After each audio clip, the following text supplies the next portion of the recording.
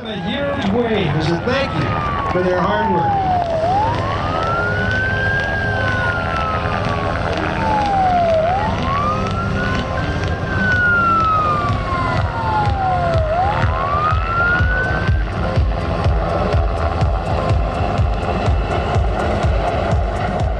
Rescue missions.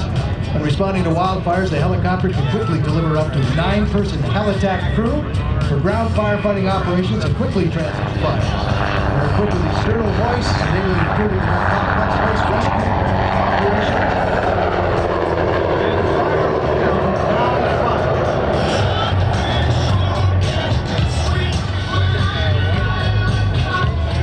Coming back to the right, the Firehawk now. Blowing the siren, and that is used in firefighting. A little bit of fun with that today. So give them a wave as a thank you for their outstanding service. Folks, they're probably taking pictures of you as well as they go by. Let's give it up for CAL FIRE. Show them a great sign of appreciation. Give them a huge wave as a thank you for their hard work.